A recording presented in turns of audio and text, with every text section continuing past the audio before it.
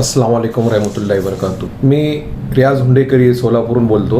मागच्या 2 दिवसापूर्वी राज ठाकरे साहेबांनी ठाण्यामध्ये जे आहेत एक उत्तर सभा घेतली आणि त्या उत्तर सभामध्ये त्यांनी मुस्लिम समाजाबद्दल, मशिदीबद्दल आणि मशिदीवरती लावलेले भोंग्याबद्दल खूप काही बोललेत त्याने. तर त्यामध्ये काही गोष्टीवरती आम्हाला खुलासा करायचा आहे आणि ते मी करणार आहे.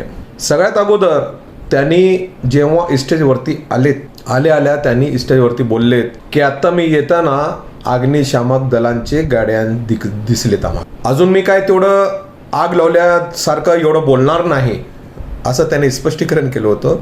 परंतु राजसाहेब, तुम्ही एवढं बोललात की संपूर्ण महाराष्ट्र नाही, म्हणजे फक्त महाराष्ट्र नाही, पूर्ण देशामध्ये त्याची आग लागली. हे तुम्ही लक्षात ठेवा. एवढं आपण बोललात.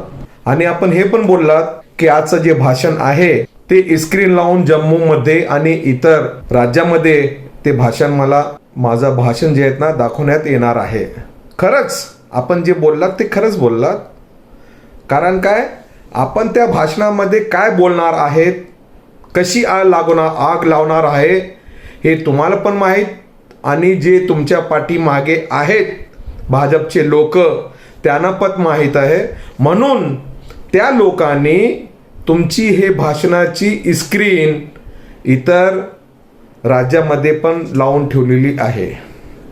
आणि आपण त्यामध्ये एक सांगितलं की आपण कोणत्या तरी कंपनीमध्ये भागीदार होतात आणि त्या कंपनीमध्ये काहीतरी एक घोटाळा निर्माण झाला आणि त्या कंपनीमध्ये तुम्ही बाहेर पडल्यानंतर त्या कंपनीकडून तुम्हाला ईडीची नोटीस आली. तर तुमचं मत असं होतं की अशा ईडीची कित्येक नोटीस मला आलेत परंतु आम्ही त्याला भीक घालत नाही. तर आमचं मत असं आहे की तुम्ही भीक घालत नाही तर तुम्ही ईडीच्या ऑफिसला का गेला? तिथं तुमचा जॉब नोंदवला किंवा नाही नोंदवला हे माहीत नाही. कदाचित तुमचं तिथं जॉब नोंदवला तर तुम्ही भीक घातल्यासारखे झाले ना साहेब, हां का नाही सांगा? आणि कदाचित तुम्ही तिथं जाऊन तुमचा जबाब नोंदवला असेल, ती ईडीची कारवाई जे तुम्हाला नोटीस दिलेली होती ती पूर्ण झाली का नाही झाली? कदाचित मला असं वाटतंय की ती ईडीची कारवाई आतापर्यंत पूर्ण झालेली नसेल. तो केस आतापर्यंत पेंडिंगमध्येच असायलाच पाहिजे. कारण कदाचित तो केस पूर्ण झाला असेल, क्लोज झाला असेल तर तुम्ही इथे भाजपाच्या विरोधातच बोलतात असं आम्हाला कळतोय. तुम्ही त्यांच्या विरोधात बोललं नाही याचा अर्थ असा निघतोय की ते तुम्हाला जे ईडीची नोटीस मिळालेली होती ते आतापर्यंत क्लोज झालेला नाही. तो मॅटर पेंडिंगमध्ये आहे. ह्यासाठी ह्या भाषणामध्ये तुम्ही राष्ट्रवादी शरद पवार साहेबांच्या विरोधात, इस्लामच्या विरोधात, भोंग्यांच्या विरोधात खूप बोललात. कारण तुमचा एकच हेतू आणि ते भाजपचे आहे त्यांचं पण एकच हेतू की ह्या राज्यामध्ये आणि इतर आपल्या दुसऱ्या राज्यामध्ये आणि देशामध्ये हिंदू आणि मुस्लिम समाजामध्ये तेढ निर्माण करून जातीवाद भांडण लावण्याचा हा तुमचा प्रयत्न, तुमच्या मागच्या लोकांचा पण प्रयत्न असं आम्हाला वाटतोय. दुसरी एक गोष्ट, तुम्ही ह्या भाषणामध्ये बोललात की मी मोदी साहेबांचं अभिनंदन केलो जेव्हा त्यांनी 370 कलम हटवलो, तर त्यावेळी सगळ्यात अगोदर मी त्यांचं अभिनंदन केलो. हो साहेब, तुम्ही करणारच. हे गोष्ट काय आमचे पंतप्रधान नरेंद्र मोदी साहेबांना माहीत नाही का तुम्ही अभिनंदन केलेलं? अहो माहीतच होतं. तरी पण तुम्ही ह्या स्टेजवरती त्यांचं का कौतुक केलं, ते गोष्ट का रिपीट केली याचा अर्थ तर आम्हाला कळालेलाच नाही. कारण हा सभेचा उद्देश तुम्हाला जे विरोधक आहे त्यांना उत्तर द्यायचं होतं. तरी पण तुम्ही इथे मोदींना मी सगळ्यात अगोदर त्यांचं अभिनंदन केलात, हे रिपीट केलात. कारण काय, मोदी सरकार आणि भाजप तुमच्यावर खुश व्हावे हाच तुमचं म्हणणं होतं. अजून तुम्ही ह्याच्यावरती एकच बोललात की तुम्ही ह्या मोदी सरकारला जे आहेत ना 2 मागण्या मागण्या केलेत. एक मागणी की ह्या देशामध्ये जे आहेत ना समान कायदा व्हायला पाहिजे. दुसरं की या देशामध्ये जे आहेत ना लोकसंख्यावरती नियंत्रण असायला पाहिजे, असं तुमचं मत होतं. तर ह्याच्यावरती मी तुम्हाला हे सांगू इच्छितो, हे समान कायदा कशाला हो साहेब? म्हणजे या देशात सगळे निरनिराळे जातीचे लोक इथं राहतात. दलित समाज राहतोय, SC राहतोय, ST राहतोय, OBC राहतात, इतर समाजाचे लोक राहतात. आणि जेव्हा हा देश आपला आझाद झाला, स्वतंत्र झाला, तेव्हापासून या लोकांना रिझर्वेशन दिलेले आहेत शासनाने, भारत सरकारने. तर तुमचं हेतू एकच की समान नागरिक कायदा आलं की हे जितके पण सवलती ह्या लोकांना जाती लोकांना दिलेलं की हे संपूर्ण नष्ट व्हायला पाहिजे, हे तुमची नियत.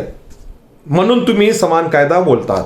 आणि तुम्ही याच्यामध्ये म्हणलात की एक गोष्ट तुम्हाला विरोध करतो, परंतु माझी एक गोष्ट तुम्हाला असं म्हणतोय, जे पटत नाही मी त्यांचा विरोध करतो. अहो साहेब, तुम्ही इस्लाम विरोध, मशिदीच्या विरोधात, मुसलमानांच्या विरोधात बोलतात. हे बोलण्याच्या ऐवजी आता आपल्या सध्या देशात किती जाती तणाव चाललेला आहे, किती बेरोजगारी आहे, किती गरिबी आहे, किती महागाई वाढलेली आहे, शेतकरी किती लोकांनी आत्महत्या केलेले आहेत, याच्यावरती आपण आपल्या भाषणामध्ये एकही शब्द बोललेला नाही. का हो? फक्त तुम्हाला मुसलमान समाजच दिसतोय, भोंगाच दिसतोय, मशिदीच दिसतोय. अहो ठाकरे साहेब, राज साहेब, कदाचित तुमच्या पार्टीला उंचवरती न्यायचा असेल तर तुम्ही हे जातीपातीचं राजकारण सोडा आणि जे सामाजिक मधले जे आपल्या देशामध्ये, आपल्या शासनामध्ये जे मुद्दे चाललेले आहेत, त्या मुद्द्याला धरून कदाचित तुम्ही बोललं असेल तर त्या तुमच्याकडून काही लोकांचा फायदा होईल. फक्त तुमचं या बोलण्यामुळं हिंदू मुस्लिम तेढच निर्माण होणार, दुसरं काही साध्य होणार नाही. आणि तुम्ही हिंदू मुस्लिमच्या लोकांच्या मनात द्वेष पसरतातच आहे. हे द्वेष पसरून तुमचं एकच उद्देश की हिंदू आणि मुस्लिम समाज हे दोघांमध्ये भांडण व्हावे, जातीवाद तेढ निर्माण व्हावी आणि आपण आपल्या पक्षाचे पोळी ह्याच्यावरती भाजून घेण्याचा हा तुमचा उद्देश आहे. अजून तुम्ही सांगता की या मशिदीच्या भोंग्यावरती पूर्ण देशाच्या लोकांना त्रास होतोय आणि तुम्ही असं सांगतात की कदाचित तुम्हाला अजान द्यायचा असेल तर तुम्ही तुमच्या घरात द्या, नमाज घरामध्ये पडा, रस्त्यावर कशाला पडता.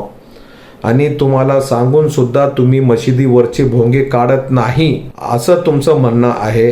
कदाचित ते भोंगे तुम्ही काढत नसेल तर तुमच्या मशिदीच्या समोर आम्ही हनुमान चालीसा पडू, असं तुमचं मत व्यक्त आहे.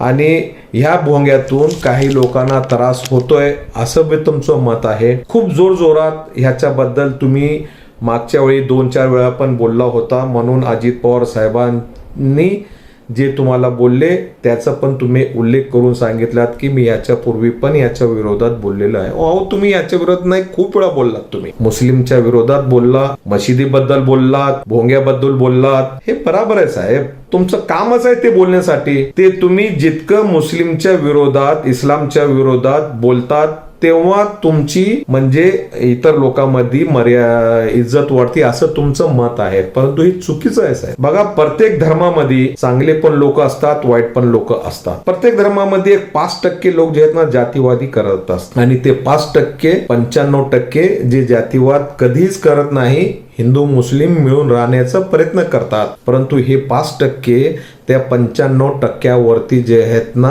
हवी होतात, भारी पडतात. आणि तसल्या 5% लोकांना तुम्ही हुसकावून लावून मतभेद निर्माण करून भांडणं लावण्याची प्रयत्न करतात, हे करतात. आणि तुम्ही सांगितलात की सुप्रीम कोर्टाचा एक जजमेंट आहे आणि त्या जजमेंटचं तुम्ही वाचन करून दाखवला. ते जरा चुकीचं न केलं. त्या फक्त इस्लामाबद्दल सुप्रीम कोर्टाने जजमेंट दिलेलं नाही. तो जजमेंट सुप्रीम कोर्टाने असं दिलं की रात्री 10च्या नंतर सकाळी 6 पर्यंत कोणीही लाऊडस्पीकर लावू नये. कदाचित तुम्हाला लाऊडस्पीकर लावायचा असेल तर ते इतर लोकांना, हॉस्पिटलच्या लोकांना, वयस्कर लोकांना, अभ्यास करताना कुणालाही त्रास होऊ नये. कदाचित रेसिडेंटल झोन असेल तर त्या रेसिडेंटल झोन मध्ये तुम्ही कमीत कमी 45 डिसिबल आणि जास्तीत जास्त 55 डिसिबल ह्या पर्यंत आवाजाची मर्यादा ठेवायला पाहिजे. कदाचित इंडस्ट्रियल झोन असेल तर तिथं कमीत कमी 70 डिसिबल आणि जास्तीत जास्त 75 डिसिबल एवढं तुमच्या लाऊडस्पीकरचा आवाज असायला पाहिजे. आणि ह्याच्यापेक्षा कदाचित कोणी जास्त आवाज ठेवत असेल तर त्याच्यावरती कारवाई व्हायला पाहिजे. हे आमचं पण मत आहे. कदाचित कोणत्या मशिदीचं पेशवाम किंवा बांगी साहेब बांग देणारा चुकून कदाचित आवाज मोठा केला असेल आणि त्याचा त्रास दुसऱ्याला होत असेल तर आम्ही पण त्यांचा विरोध करतो साहेब. तर तुम्ही भोंगे न काढण्यासाठी संदेश देऊन फक्त तुम्ही असं पण सांगा की बघा, जे तुमचं आवाज आहे लाऊडस्पीकरचं, जे सुप्रीम कोर्टाने गाईडलाईन दिलेली आहे त्या गाईडलाईन प्रमाणे तुम्ही काम करा, तुमचा आवाज बारीक करा. तर आम्ही समजू शकतो की तुम्ही जे आहेत ना, जातीवाद न करता, तेढ निर्माण न करता आपापसामध्ये जे आहेत ना चांगले वातावरणासाठी तुम्ही सांगू शकता म्हणून आम्हाला असं वाटतंय. परंतु तुम्ही किती बोलला आणि तुम्ही उदाहरण दिलात सलीम भाई शेख, सलीम मामू शेख जे तुमच्या पक्षाचे आहेत आणि तुम्ही तिथं बोलला की हे बघा, हे माझ्या पक्षाचा सलीम भाई शेख, हे उठ रे. हे तुमची सांगण्याची पद्धत किती जोरात, किती रागानं. ते तुम्ही तुमचे जे कार्यकर्ते होते सलीम शेख त्याला जागेवरतून उठून आला, हे उठ रे. आणि तो बिचारा उठून हात बांधून थांबला आणि तुम्ही सांगतात हे बघा, हे सच्चा मुसलमान, हिंदू मुसलमान यांनी जिथं निवडून आला तिथे जे आहे 95% हिंदू समाजाचे लोक आहेत आणि त्या लोकांनी या सलीम शेखला निवडून दिलं. हा सच्चा हिंदू देशप्रेमी मुसलमान. अजून दुसरीकडे तुम्ही ती दुसरी गोष्ट बोलला नाहीत. जसं सलीम मामू शेख यांना स्टेजवरती बसून तुम्ही बोललात केवढे सलीम आणि बोललात की असं जे आहेत ना हिंदू समाजाने या निवडून दिलेले आहेत. तसंच आपले पुणे शहरचे अध्यक्ष आणि नगरसेवक श्री वसंत मोरे साहेबांनी जेव्हा आपण बोललात तर तेव्हा त्यांनी नाराजगी दाखवली आणि त्यांनी म्हणलं की आम्ही हनुमान चालीसा काय याचं आम्ही पठण करणार नाही. कारण ते पण जिथं मुस्लिम समाज जास्त आहे त्या मुस्लिम समाजाने त्यांना निवडून दिलेले आहेत, त्यांना निवडून आणलेले. ते पण तुमचे पक्षाचे मनसेचे अध्यक्ष होते पुणे शहराचे. त्यांना नगरसेवकाचा मान सन्मान आमच्या मुस्लिम समाजानेच दिला. त्यांना का नाही बोलल्या तो लोकांच्या समोर तुम्ही? का फक्त मुस्लिमच दिसलंय की हिंदू समाजामध्ये जे आहेत ना मुस्लिम येतोय? तसंच तुम्ही हे पण सांगायला पाहिजे होतं की मुस्लिम समाजाने आमच्या पक्षाच्या वसंत मोरेंना निवडून दिलात. हे का नाही बोललात तुम्ही? हे का पक्षपाती केलात तुम्ही? हे का जातीवाद केलात तुम्ही? हे आपल्याला कळतोय ना. फक्त एका बाजूस तुम्ही दाखवलं की मराठी समाजाने, मराठी बांधवांनी एका मुस्लिम नगरसेवकाला निवडून दिलेले आहेत. तर दुसरी बाजू पण तुम्ही बघायची होती की मुस्लिम समाजाने बी वसंत मोरे जे तुमचे पक्षाचे अध्यक्ष होते त्यांना पण निवडून दिलेले. हे तुम्ही का तिथं लोकांसमोर दाखवलेलं नाहीत? हे का तुम्ही भेदभाव केलं? हे आमच्या बुद्धीला पटत नाही. ठाकरे साहेब मी तुम्हाला एक गोष्ट सांगतो, मी पण एक काँग्रेस पक्षाचा नगरसेवकच आहे आणि मी 2 वेळा जिथं 90% आमचे हिंदू भाऊ आहेत त्यांनी मला 2 वेळा तिथं निवडून दिलेले आहेत आणि दुसरी वेळ तिथं 3 भाजपचे आणि मी एकटा काँग्रेसचा नगरसेवक आलो आणि ह्या चौघामध्ये तिथल्या हिंदू समाजाचे लोकांनी मला सगळ्यात जास्त मतदानाने मला निवडून दिलेत. मी त्यांचं आयुष्यभर आभार मानतो, त्यांना कधी विसरणार नाही. 100 वेळा मी तिथं आमच्या लोकांना बोललेत. असे लोक आहेत प्रत्येकी समाजामध्ये आहेत. 5% जे लोक आहेत ते समाजकंटक आहे, 95% जे लोक आहेत ते जे आहेत ना चांगले लोक आहेत. म्हणून तुमचं सलीम शेख निवडून आलो आणि मी माझ्या प्रभागामध्ये आमच्या हिंदूचं लोकसंख्या जास्त आहे तिथं मी निवडून आलेला आहे. तुम्ही काय सांगता हो साहेब? हे ऐक्याची भावना आहे आणि तुम्ही ह्या ऐक्याच्या भावनामध्ये तेढ निर्माण करून, द्वेष निर्माण करून, मुस्लिमबद्दल, इस्लामबद्दल स्टेजवरती थांबून तुम्ही लोकांच्या मनामध्ये जे आहेत ना द्वेष पसरतात. हे अगदी चुकीचं आहे राजसाहेब. हे कशाला करतात? फक्त तुमच्या पार्टीचं वर्चस्व व्हावं यासाठी. अहो, यासाठी कदाचित तुम्हाला करायचं असेल तर हे मुसलमानचा विषय सोडा, मशिदीचा विषय सोडा, भोंग्याचा विषय सोडा. खूप इतके प्रश्न आहेत आपल्या देशामध्ये, आपल्या राज्यामध्ये. ते प्रश्न उचलून धरून जे सत्ताधारी पार्टी आहे त्यांना तुम्ही प्रश्न विचारा. लोकांचे प्रश्न त्यांच्या समोर ठेवा. ते प्रश्न सॉल्व्ह करून लोकांचं भलं करा, असं माझं मत आहे साहेब. फक्त हिंदू मुस्लिम कधीपर्यंत करणार साहेब तुम्ही? अहो, जितकं ह्या देशाला स्वातंत्र्य मिळण्यासाठी मुस्लिम लोकांनी पण हजारो आणि लाखो लोकांनी, मुसलमानांनी आपलं जीवाचं बलिदान दिलेलं आहे. मुस्लिम समाजाचा पण तितकंच हक्क ह्या देशावरती आहे जितका हिंदूचा आहे. हे तुम्ही मानणार नाही, कारण तुमचं एकच उद्देश की लोकांमध्ये द्वेष पसरवण्याचं. कुठपर्यंत, कधीपर्यंत? अजून तुम्हाला एकच सांगतो मी, अजान, नमाज हे 1400 वर्षापासून पडत आहात. फक्त आपल्या महाराष्ट्रामध्ये नव्हे, आपल्या भारतामध्ये नव्हे, पूर्ण जगामध्ये 1400 वर्षापासून हे परंपरा चाललेली आहे साहेब. आणि जेव्हापर्यंत हा जग आहे तोपर्यंत ही पद्धत चालत राहणार. परंतु इस्लामचा एकच उद्देश आहे की आपल्यापासून कोणाला त्रास होता कामा नये. काही समाजकंटक आहेत याच्यामध्ये, आमचे मुस्लिम समाजामध्ये पण, जे कदाचित समाजकंटक करत असेल त्या लोकांना पण शिक्षा मिळायला पाहिजे. हे फक्त मुस्लिम समाजामध्ये नाही, प्रत्येकी समाजामध्ये आहे, तर त्या लोकांना पण शिक्षा मिळाली पाहिजे. अजून राजसाहेब, आपल्याला माझी एक विनंती, आपण इस्लामचा अभ्यास केलेला नाही, तर माझी एक विनंती आपल्याला की आपण चांगल्या तऱ्हेने इस्लामचा अभ्यास करावा, मशिदीचा अभ्यास करावा, अजानचा अभ्यास करावा. तुमचं मत असं आहे की तुमची अजान आम्हाला कशाला ऐकवायचं? अहो साहेब, फक्त 5 वेळी अजान होती आणि एक वेळेचं 1 मिनिट, म्हणजे दिवसात फक्त 5 मिनिट अजान होती. 5 मिनिट, आणि ते पण लोकांना, मुस्लिम लोकांना मशिदीकडे या, नमाज पठण करा. हे परंपरा आहे इस्लाम. तुम्ही तेवढा अभ्यास केलेला नाही. अभ्यास करा, खोल पर्यंत जाऊन अभ्यास करा, थंड मनाने अभ्यास करा, मन लावून अभ्यास करा, ह्याचा नॉलेज घ्या. मला तर असं वाटतोय साहेब, राजसाहेब, की कदाचित तुम्ही चांगल्या मनानं, मन लावून इस्लामचा अभ्यास केला तर तुम्ही तुमच्या आयुष्यात इस्लाम बद्दल कधीही काही बोलणार नाही, असं मला कळतोय. इस्लाम धर्म जे आहेत ना, कोणालाही दुखवणारा, कोणालाही नाराज न करणारा असं धर्म आहे इस्लाम धर्म. काय हिंदू धर्म पण तसंच आहे, परंतु तुम्ही त्यांचा पण नीट अभ्यास केलेला नाही, मला असं वाटतं. राजसाहेब, अजून एक गोष्ट आपल्याला मी सांगू इच्छितो. आपलं जे बोलण्याचं स्टाईल, बोलण्याची पद्धत खूप चांगली आहे. आपल्याला ऐकण्यासाठी खूप लोक जमा होतात.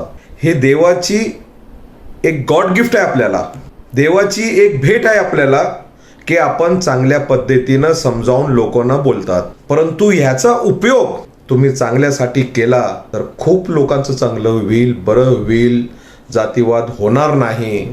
परंतु आपण ह्याचा उपयोग चुकीच्या मार्गाने करतात, हे आम्हाला खूप खंत वाटतोय, खूप दुःख होतोय. प्लीज आपल्याला विनंती की आपण हा आपला जे सांगण्याचा पद्धत आहे खूप चांगली आहे, चांगल्यासाठी वापरावं, एवढी आमची विनंती आहे साहेब. आपल्याला एकच विनंती राजसाहेब, की पुढच्या वेळी आपण कदाचित आपल्या स्टेजवरती कदाचित बोलायचं असेल तर आपले जे विरोधक पार्टीचे लोक आहे, लोकांची कामं करण्यामध्ये ते कुठं कमी पडत असेल, कुठं चुकत असेल, तर त्यांना तुम्ही मार्गदर्शन करा. मुस्लिम समाजाचा नाद सोडून टाका, धर्माचा नाद सोडून टाका. मी तुम्हाला एक सांगतो, कदाचित मुस्लिम धर्मामध्ये कोण जाणून बुजून करणारी जे लोक आहेत त्या लोकांना शिक्षा मिळालीच पाहिजे, हे आमचं पण मत आहे. तर तितक्यापुरतं तुम्ही बोला ना. परंतु ते सगळं सोडून पूर्ण देशातले भोंगे, महाराष्ट्रातले भोंगे ताबडतोब काढा. अल्टिमेट दिले की येणाऱ्या 3 तारखे मे पर्यंतच, नाहीतर त्यानंतर आम्ही वातावरण बिघडू, आता शांत आहे, हे तर तुम्ही इनडायरेक्टली धमकी देतात, जातीवाद पसरवण्याचं काम करतात. तर आपल्याला हात जोडून आमची विनंतीच आहे की असं तुम्ही एकही अपशब्द बोलू नका. आमच्या महाराष्ट्रातला, आमच्या देशातला वातावरण चांगलं आहे. हिंदू मुस्लिम समाज मिसळून राहण्याचा प्रयत्न करतात, तर त्यांना चांगल्या मनमळाने चांगल्या पद्धतीनं राहू द्या. विष पसरवण्याचं काम करू नका. आम्ही तुमच्या जे भाषण झालेलं आहे त्यांचं संपूर्ण आम्ही आमच्या समाजापासून, आमच्या समाजाकडून तुमचं ते भाषणाचा आम्ही तुमचा विरोध करतो आणि तुमचा निषेध करतो. एवढं सांगून माझे 2 शब्द संपवतो. जय हिंद, जय महाराष्ट्र, आदाब, नमस्कार, शस्त्रीकालचा.